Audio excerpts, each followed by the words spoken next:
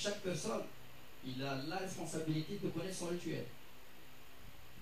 C'est compliqué le Hajj, on vous a tous donné des livres. Travaillez votre Hajj, c'est une fois dans la vie. La tatawakalu, dites pas, bon, j'ai un cheikh avec moi, je vais le suivre. Vous allez le suivre, s'il y a un accident, s'il y a un imprévu, s'il y a un aléa, si vous êtes séparé du groupe, si vous-même vous êtes perdu, que se passera-t-il? Ne perdez pas votre Hajj en prenant les choses à la légère. Donc, l'intention, l'argent halal, connaître le rituel de Hajj, quatrième condition. Simple. Il y a des interdits pendant le Hajj. Il ne faut pas faire les interdits. Donc, il faut faire le manasik, mais aussi il ne faut pas entrer dans les interdits. Donc, ça, c'est les conditions d'acceptation, de Hajj, Inch'Allah. Je ne vais pas arrêter dessus aujourd'hui parce que hier, ils ont parlé. Moi, je viens vous parler des difficultés. Ce qui m'intéresse aujourd'hui sont les difficultés. Qui peut me dire c'est quoi la période de difficulté à laquelle vous attendez vous-même? Vous avez réfléchi? Les autres bousculades. Bousculade, oui. Les autres, tout simplement. Les autres. Nous-mêmes. Non, mais les autres. Les autres. Donc, tout le monde a peur de. Tout le monde. Aussi. C'est quoi à votre avis? Vous êtes préparé à quoi psychologiquement? Quel type de difficultés? La chaleur, Les maladies, la fatigue. Oui. Que personne soit avec vous. C'est une crainte. Oui.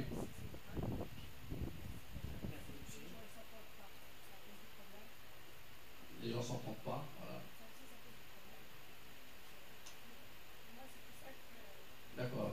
Ce que ça me rassure déjà, c'est de dire bon, on a acheté HVIP, donc il n'y a pas de difficulté.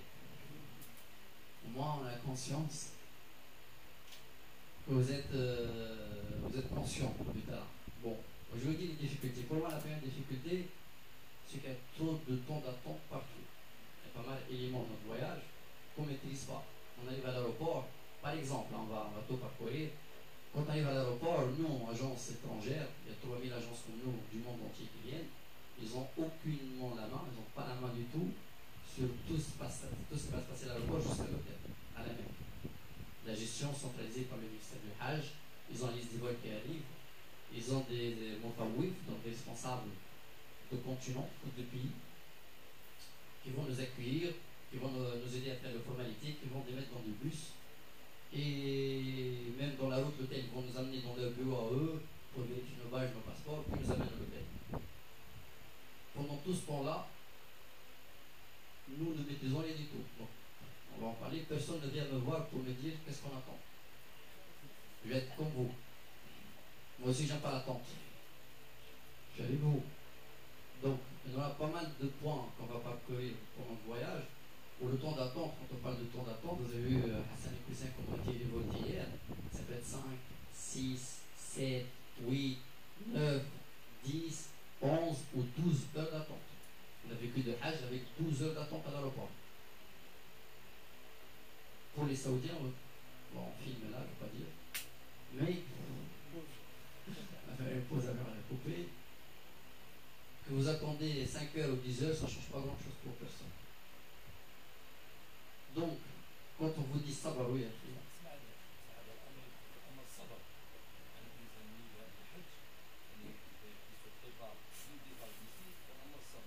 Inch'Allah, tout le monde c'est comme vous.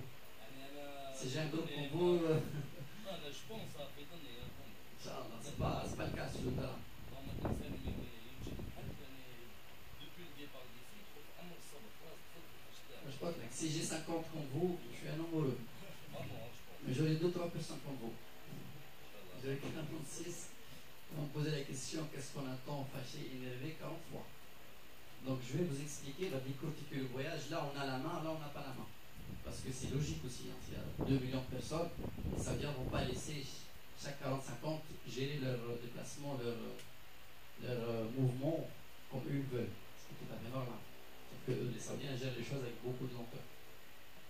Donc attendez-vous. Quand je dis attendez-vous beaucoup de temps d'attente, le but c'est pas critiquer. Le but que vous faites une action en face. L'action, ce sera avoir un livre sur vous, d'avoir le Coran sur vous, d'avoir iPad ou iPhone ou autre, avec des dos sur vous. Ce temps d'attente peut se transformer en un temps très agréable. Où vous pouvez vous plonger dans des lectures ou autre chose. Voilà, tasbih, avec Allah. Mais celui qui a rien, qui a le cœur vide, moi je dis, on va parler de ces cœurs vides qui font le hajj, juste avec le corps, il va stresser, beaucoup stresser, ça ne va rien comprendre. Ce qu'il a dans sa tête, c'est aller à l'hôtel, prendre une douche, et se poser devant la télé à regarder un match de foot. Il y a pendant le hajj qui regarde du foot. Deuxième difficulté. Donc, je dis déplacements sont gérés par le montant local. Comment ça se passe? Donc, on va ouvrir la parenthèse. Le ministère du Hajj, comment il fait le Hajj? Il y a le ministère. Au-dessous du ministère, il y a des sociétés qu'on appelle Mu'assas al-Tawafa. C'est quoi Mu'assas al-Tawafa? Historiquement, attention, avant l'islam, depuis Aad Ismaïl, les tribus de la Mecque, ils ont partagé la gestion des pèlerins entre eux. Ils disent, cette tribu, elle a l'honneur de s'occuper des pèlerins à Arafat. La deuxième tribu, elle s'occupe de prendre les pèlerins de Arafat à Muzdalifa. Chaque tribu a une action. Et ils ont partagé les tribus entre eux. Dans la tribu même, et dit cette famille, c'est elle qui s'occupe de tous ceux qui viennent du Maghreb. Cette famille, elle s'occupe de ceux qui viennent de l'Asie. Donc chaque région du monde et chaque action pendant le Hajj, elle était faite par une famille avec l'accord de toutes les tribus de Quraysh avant même l'islam. Donc l'islam, ça c'est une chose tribale, locale. Ça continue jusqu'à il y a 20 ans. Donc jusqu'à 20 ans, si un Hajj part du Maroc, ou de Tunisie, ou de Maghreb, donc il y a une famille spéciale à la Mecque, qui s'occupe de lui, c'est son business. Déjà entre eux, c'est comme ça. Le Maghreb, c'est à moi. Si les gens viennent d'Asie, il y a d'autres familles qui s'occupent d'eux. Donc JET, le ministère du Hajj, il y a 20 ans, dans les années 80, il a dit à toutes ces familles, regroupez-vous et créez des entreprises. Et je vais vous classer en continent. Donc elle a classé l'Europe, l'Amérique, l'Australie et la Turquie ensemble. C'est notre mu'assasa. Donc nous sommes, donc tout ce qu'on fait, il est lié dans les mêmes actions avec les Turcs, les Australiens, les Américains et bien sûr les Européens. La mu'assasa, les pays arabes. Donc il y a une qui s'occupe de tout le monde arabe. Et une qui s'occupe d'Afrique. Toute l'Afrique sauf le Maghreb arabe. Je connais très bien le directeur. Il y a une qui s'occupe de l'Asie. Donc il y a le mu'assasa.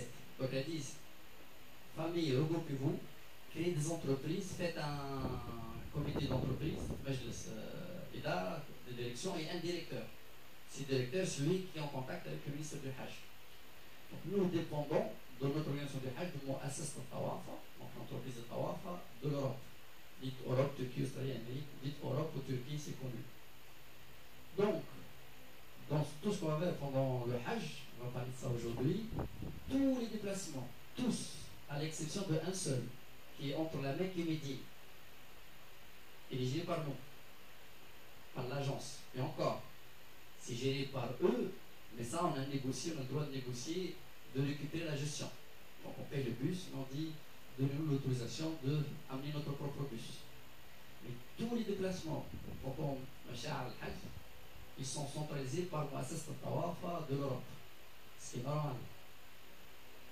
L'Europe, il a composé l'Europe en pays. Donc, il a la France, il a la Belgique, il a l'Allemagne. Il sait que pour la France, il a 30 000 pèlerins, donc il va préparer X tentes, diviser 30 000 sur 50, une tente c'est 50 personnes. Ça fait le nombre de tentes qu'a la France. Diviser 30 000 sur 50, nombre de bus. Ça fait nombre de bus à préparer. Donc nous dépendons de. On arrive à l'aéroport, c'est eux qu'on a main. On attend qu'on a un représentant de Mu'assas al-Tawafa qui vient nous voir et il va nous aider à faire les formalités jusqu'à l'hôtel. À l'hôtel, sinon, le jour où on doit quitter l'hôtel pour aller à Gouina, c'est Mu'assas al-Tawafa, ce qu'on va parler, ils ont parlé de ça hier, Qura, donc il y a un tirage au sort pour que personne ne se fâche de la France, qui parle le premier Mina, qui parle le premier Arafat. Donc Mu'assas al-Tawafa nous invite, nos directeurs des agences, et dit regardez, j'ai ici un bocal avec le nom des 300 ou 400 agences de voyage françaises, par exemple, ou européennes. Il fait un tirage au sort. Vous êtes le 1, vous êtes le 2, on peut être le premier. Donc on peut se lever, une fois je leur dis dans une heure, on commence, et si vous êtes le premier, on peut être le dernier. Donc le PSF, le dernier c'est peut-être 10h ou 11h le soir. on ne le sait pas la veille. C'est le jour même, ils nous invitent, ils font le Qur'an. Ils font le Qur'an, c'est le tirage au sort, pour que personne ne se fâche. Moi, à quelques déplacements, je vais demander, même si je sors au premier, d'être le dernier. Je vais éviter les pousses-là, je vais éviter que ça pousse. Je suis vraiment pas pressé. Donc s'il me sort dans l'heure de première, je dis non. Donnez ma place à quelqu'un, je prends à partir du milieu jusqu'à la fin. Parce que pour notre intérêt, parce qu'au début les gens sont violents. Tout ce qui est au début, ça va dans la précipitation. C'est les gens stressés qui ne veulent pas attendre. Donc les déplacements, et quand je parle des déplacements, je parle de bus. Attention, à l'aéroport, on risque peu d'avoir un mauvais bus. Pourquoi? Parce que l'Arabie Saoudite, comment elle fait? Elle ne laisse pas les entreprises de bus travailler seules pendant le Hajj, ce qui est normal. Donc le ministère du Hajj, il élimine, on va dire, toutes les petites entreprises. Il prend les entreprises qui ont à partir de 100, 200, 300 bus. Donc toutes ces entreprises, elles deviennent la propriété du ministère du Hajj. Il va leur payer, et c'est le ministère du Hajj qui récupère leur parc automobile. Donc, théoriquement, on sait que les bus autorisés à travailler par le ministère du Hajj, c'est des grosses entreprises. Même petites entreprises, moi je travaille avec une petite à 10-15 bus, on dit on est trop petits. Donc ils sont à côté, même s'ils ont des bus 2016. Donc le ministère du Hajj, il prend les bus de toutes les grandes entreprises. Ils deviennent le parc automobile du ministère. Comme ça, il peut gérer comme il veut. Donc quand on vient à l'aéroport, le Moutaouf, il a 200 bus, il a 200 avions qui vont descendre. Il gère comme ça. Il y a un avion qui descend, on voit un des bus. On ne choisit pas le bus. Heureusement, tous ces déplacements, c'est des déplacements de demi-heure, 1 heure, 30 minutes, 40 minutes. On ne va pas créer des soucis là-dessus. Je ne m'attends pas à un bus avec un vitre cassé. Mais moi, comment je fais? Si le bus ne me plaît pas, je ne monte pas. Je dis, c'est pas grave. Je n'ai pas le droit d'aller au. Je dis, c'est pas grave, laissez-le partir après quelqu'un d'autre, j'attends. Si j'attends, peut-être je vais attendre demi-heure ou 1 heure. Jusqu'à ce que je trouve de nouveau la place. Donc, on va gérer les choses comme ça.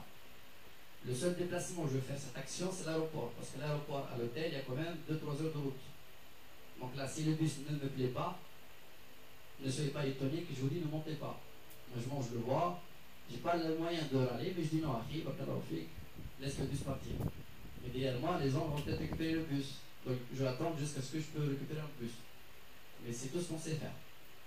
Pendant le sha'a'ab, je vais faire aucune remarque. 15 minutes, 20 minutes, je ne vais pas chercher le bus, il est bon, pas bon. Le gros déplacement Mecque-Médine, c'est notre bus. On a une Mercedes avec télé, toilettes à l'intérieur. On fait ce qu'on veut. Là, on a la main dessus. Mais les petits déplacements, sha'a'ab, on va faire le calcul après, vous allez voir. Donc ça, c'est le temps d'attente et les bus, on ne maîtrise pas partout. Ce qui est logique. Donc, ça va. Deuxième difficulté. Oui,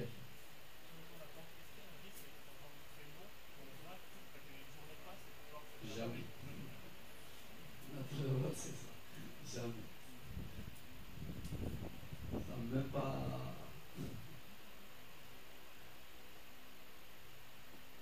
Deuxième difficulté, trop de monde. Est-ce que quelqu'un est allé dans un stade de foot? Qui a déjà fait le foot ici? Un stade de 3 à 4 personnes. Un stade de foot, il y a du monde. Donc dites-vous, ça 60 000 personnes. Ça, c'est un stade de foot. 2 millions, 3 millions de personnes, c'est combien de stades de foot? Vous imaginez, l'entrée et sortie du stade de foot, c'est pour la sortie. Quand tout le monde soit en même temps, ça fait 60 000 personnes. Et quand c'est plein, on va dire du canton, 80 000 personnes, c'est Maracana, je ne sais pas quoi. 2 millions, 3 millions de personnes vont se déplacer au même moment pendant le Hajj. Ça n'a rien à voir avec la Umrah. Et le pire, le stade de foot, c'est des jeunes, c'est des gens qui marchent. Les pires pendant le Hajj, c'est que la moitié de ces 2 millions, ils vont être assis par terre. Vous allez, n'essayez pas de raisonner. Il n'y a aucune logique. Si vous essayez de comprendre des choses pendant le Hajj, vous allez avoir du stress dans la tête. Ne vous posez-vous aucune question. N'essayez même pas de comprendre. Comment la personne, on a l'agent, c'est une porte, vous pouvez avoir un Indien assis devant la porte. Et vous tous voulez sortir. Et il ne veut pas bouger, il est en train de manger avec sa femme, sauter, tomber, faire ce que vous voulez. Lui, la porte, il aime bien cet endroit. Donc pendant le Hajj, ne vous posez pas de questions pourquoi. Dites comment je sors. Lui, il a une courant d'air, il aime bien là. La difficulté qu'il y a trop de monde pendant le Hajj, c'est ça. c'est pas qu'il y a du monde, c'est que ce